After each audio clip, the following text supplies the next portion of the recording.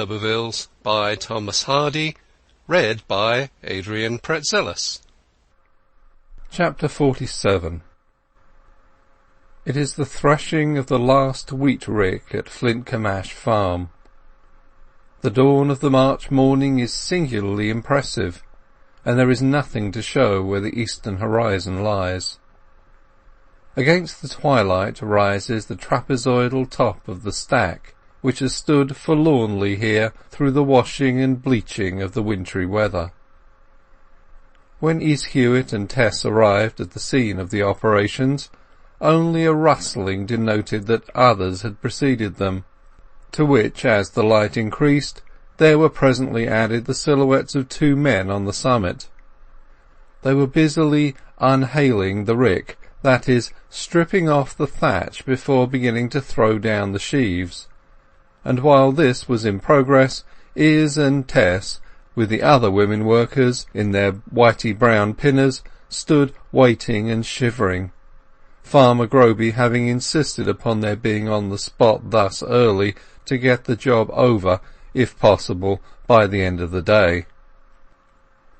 Close under the eaves of the stack, and as yet barely visible, was the red tyrant that the woman had come to serve, a timber frame construction with straps and wheels appertaining, the threshing machine which, whilst it was going, kept up a despotic demand upon the endurance of their muscles and nerves. A little way off there was another indistinct figure, this one black, with a sustained hiss that spoke of strength very much in reserve. The long chimney running up beside an ash tree, and the warmth which radiated from the spot, explained without the necessity of much daylight that here was the engine which was to act as the primum mobile of this little world. By the engine stood a dark, motionless being, a sooty and grimy embodiment of tallness, in a sort of trance, with a heap of coals by his side. It was the engine man. The isolation of his manner and colour lent him the appearance of a creature of Tophet who had strayed into the pellucid smokelessness of this region of yellow grain and pale soil, with which he had nothing in common, to amaze and discompose its aborigines. What he looked, he felt. He was in the agricultural world, but not of it. He served fire and smoke. These denizens of the field served vegetation, weather, frost and sun. He travelled with his engine from farm to farm, from county to county, for as yet the steam threshing machine was itinerant in this part of Wessex. He spoke in a strange northern accent, his thoughts being turned inward upon himself, his eye on his iron charge, hardly perceiving the scenes around him, and caring for them not at all, holding only strictly necessary intercourse with the natives, as if some ancient doom compelled him to wander here against his will in the service of his plutonic master. The long strap which ran from the driving wheel of his engine to the red thresher under the rick was the sole tie-line between agriculture and him. While they uncovered the sheaves, he stood apathetic beside his portable repository of force, round whose hot blackness the morning air quivered. He had nothing to do with preparatory labour. His fire was waiting, incandescent. His steam was at high pressure. In a few seconds he would make the long strap move at an invisible velocity. Beyond its extent, the environment might be corn, straw, or chaos. It was all the same to him. If any of the autochthonous idlers asked him what he called himself, he replied shortly, "An engineer." The rick was unhaled by full daylight. The men then took their places, the women mounted, and the work began. Farmer Groby, or as they called him, he, had arrived ere this, and by his orders Tess was placed on the platform of the machine, close to the man who fed it, her business being to untie every sheaf of corn handed to her by Izz Huett, who stood next, but on the rick, so that the feeder could seize it and spread it over the revolving drum, which whisked out every grain in one moment. They were soon in full progress after a preparatory hitch or two, which rejoiced the hearts of those who hated machinery. The work sped on till breakfast time, when the thresher was stopped for half an hour, and on starting again after the meal, the whole supplementary strength of the farm was thrown into the labour of constructing the straw rick, which began to grow beside the stack of corn. A hasty lunch was eaten as they stood, without leaving their positions, and then another couple of hours brought them near to dinner time, the inexorable wheel continuing to spin, and the penetrating hum of the thresher to thrill to the very marrow all who were near the revolving wire cage. The old men on the rising straw rick talked of the past days, when they had been accustomed to thresh with flails on the oaken barn floor, when everything, even to winnowing, was effected by hand labour, which, to their thinking, though slow, produced better results. Those too on the corn rick talked a little, but the perspiring ones at the machine, including Tess, could not lighten their duties by an exchange of many words. It was the ceaselessness of the work which tired her so severely, and began to make her wish that she had never come to Flintcomb. The women on the corn rick, Marian, who was one of them in particular, could stop to drink ale or cold tea from the flagon now and then, or to exchange a few gossiping remarks while they wiped their faces or cleared the fragments of straw and husk from their clothing. But for Tess there was no respite, for, as the drum never stopped, the man who fed it could not stop, and she, who had to supply the man with untied sheaves, could not stop either, unless Marian changed places with her, which she sometimes did for half an hour, in spite of Groby's objections that she was too slow-handed for a feeder. For some probably economical reason, it was usually a woman who was chosen for this particular duty, and Groby gave as his motive in selecting Tess that she was one of those who best combined strength with quickness in untying, and both with staying power, and this may have been true. The hum of the thresher, which prevented speech, increased to a raving whenever the supply of corn fell short of the regular quantity. As Tess and the man who fed could never turn their heads, she did not know that just before the dinner hour a person had come silently into the field by the gate, and had been standing under a second rick watching the scene, and Tess in particular. He was dressed in a tweed suit of fashionable pattern, and he twirled a gay walking cane. "Who is that?" said Izz Huett to Marian. She had at first addressed the inquiry to Tess, but the latter could not hear it. "Somebody's fancy man, I suppose," said Marian laconically. "I'll lay a guinea he's after Tess." "Oh no, 'tis a ranter parson who's been sniffing after her lately, not a dandy like this." "Well, 'tis the same man." "The same man as the preacher? Why, he's quite different." "He have left off his black coat and white neckerchief, and have cut off his whiskers, but he's the same man for all that." "Do we really think so? Then I'll tell her," said Marian. "Don't. She'll see him soon enough, good now." "Well, I don't think it at all right for him to join his preaching to courting a married woman, even though her husband mid be abroad, and she, in a sense, a widow." "Oh, he can do her no harm," said Izz dryly. "Her mind can no more be heaved from that one place where it do abide than a studded waggon from the hole he's in. Lord love 'ee, neither court paying nor preaching, nor the seven thunders themselves can wean a woman when 'twould better for her that she should be weaned. Dinner time came, and the whirling ceased, whereupon Tess left her post, her knees trembling so wretchedly with the shaking of the machine that she could scarcely walk.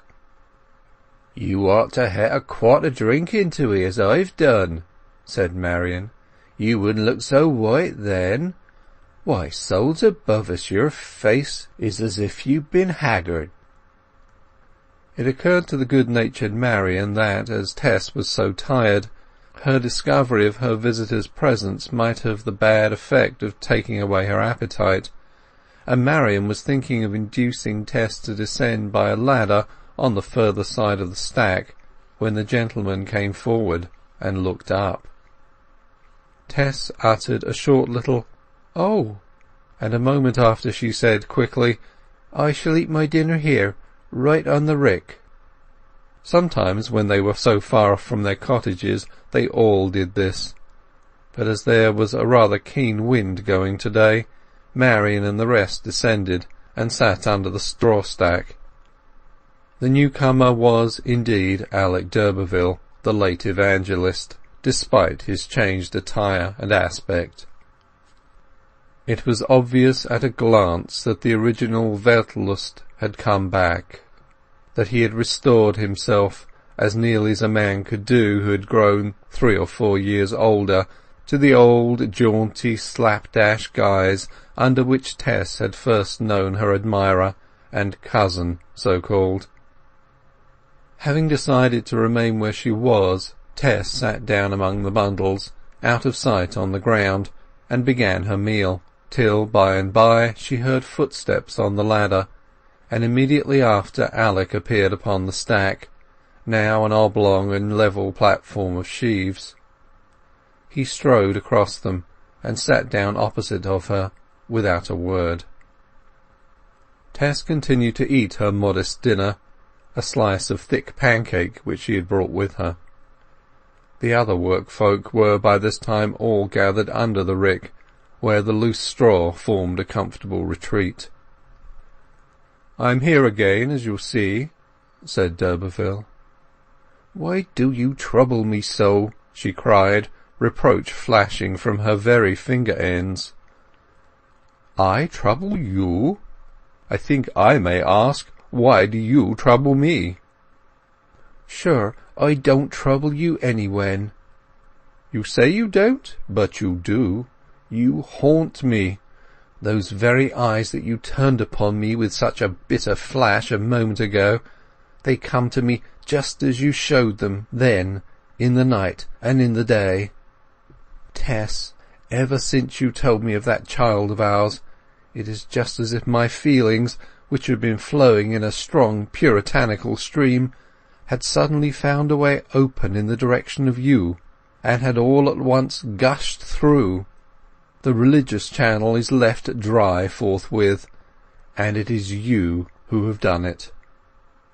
She gazed in silence. "What? You have given up your preaching entirely?" she asked. She had gathered from Angel sufficient of the incredulity of modern thought to despise flash enthusiasm, but as a woman she was somewhat appalled. In affected severity d'Urberville continued, "Entirely. I have broken every engagement since that afternoon I was to address the drunkards at Casterbridge Fair. The deuce only knows what I am thought of by the brethren. Ha ha! The brethren! No doubt they pray for me, weep for me, for they are kind people in their way. But what do I care? How could I go on with the thing when I had lost my faith in it? It would have been hypocrisy of the basest kind. Among them I should have stood like Hymenaeus and Alexander, who were delivered over to Satan that they might learn not to blaspheme. What a grand revenge you have taken! I saw you innocent, and I deceived you. 4 years after, you find me a Christian enthusiast. You then work upon me, perhaps to my complete perdition. But Tess, my coz, as I used to call you, this is only my way of talking, and you must not look so horribly concerned. Of course you have done nothing except retain your pretty face and shapely figure. I saw it on the rick before you saw me.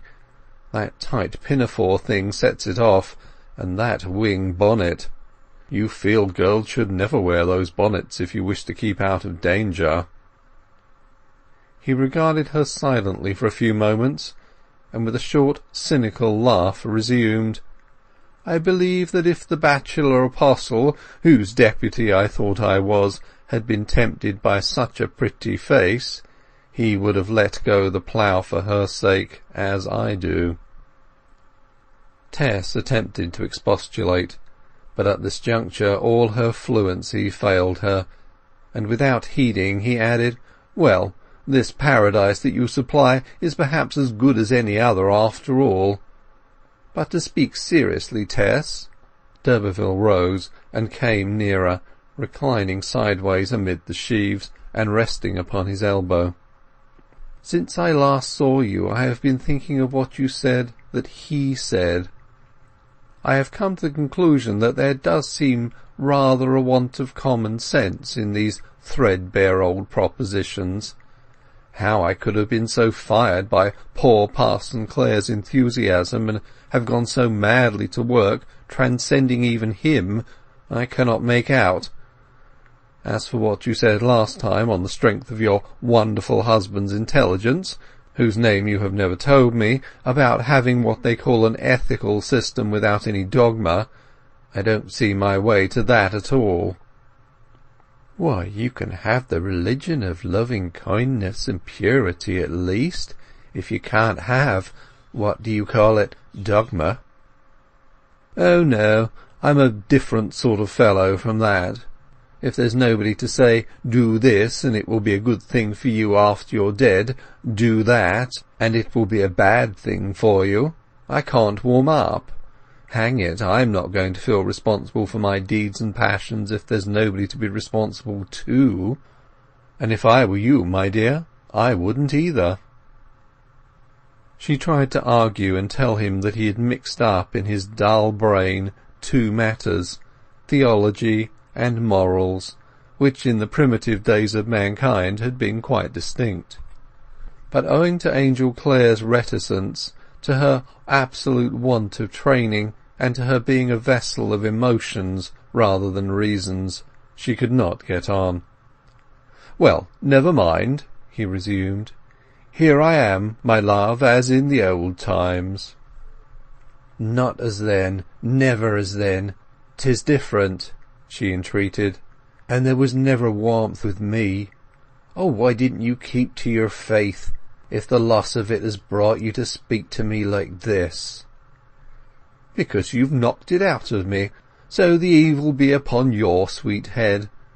Your husband little thought how his teaching would recoil upon him. Ha ha! I'm awfully glad you've made an apostate of me all the same. Tess, I am more taken with you than ever, and I pity you too. For all your closeness, I see you are in a bad way, neglected by one who ought to cherish you." She could not get her morsels of food down her throat. Her lips were dry, and she was ready to choke. The voices and laughs of the work-folk, eating and drinking under the rick, came to her as if they were a quarter of a mile off. "It is cruelty to me," she said. "How can you treat me to this talk, if you care ever so little for me?" "True, true," he said, wincing a little. "I did not come to reproach you for my deeds. I came, Tess, to say that I don't like you to be working like this, and I have come on purpose for you. You say you have a husband who is not I.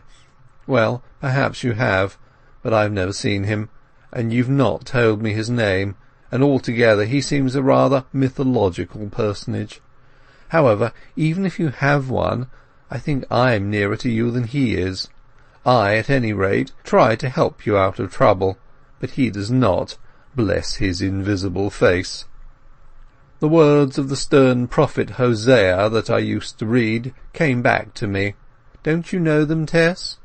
And she shall follow after her lover, but she shall not overtake him. And she shall seek him, and shall not find him.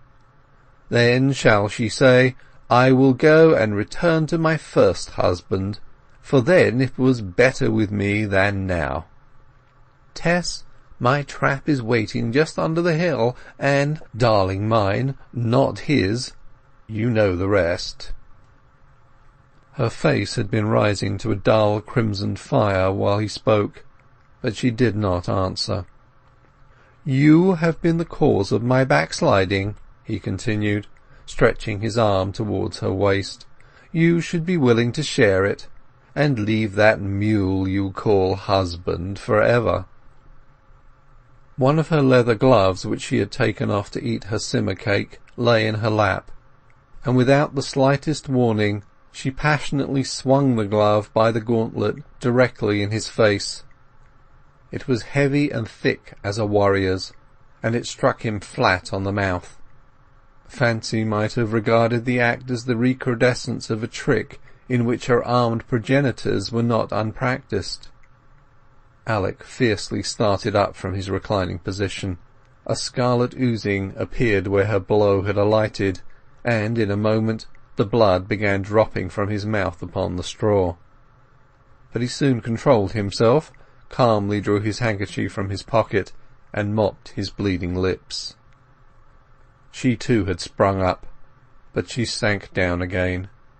"Now punish me," she said, turning up her eyes to him with the hopeless defiance of the sparrow's gaze before its captor twists its neck.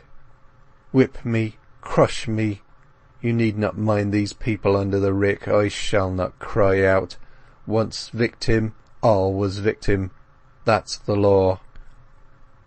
"Oh no, Tess," he said blandly. "I can make full allowance for this, yet you most unjustly forget one thing, that I would have married you if you had not put it out of my power to do so. Did I not ask you flatly to be my wife, eh? Answer me." "You did." "And you cannot be. But remember one thing." His voice hardened as his temper got the better of him, with the recollection of his sincerity in asking her and her present ingratitude, and he stepped across to her side and held her by the shoulders so that she shook under his grasp. "Remember, my lady, I was your master once. I will be your master again. If you are any man's wife, you are mine." The threshers now began to stir below. "So much for our quarrel," he said, letting her go. "Now I shall leave you, and I shall come again for your answer during the afternoon. You don't know me yet, but I know you." She had not spoken again, remaining as if stunned. D'Urberville retreated over the sheaves and descended the ladder, while the workers below rose and stretched their arms, and shook down the beer they had drunk. Then the threshing machine started afresh, and amid the renewed rustle of the straw Tess resumed her position by the buzzing drum as one in a dream, untying sheaf after sheaf in endless succession. End of chapter 47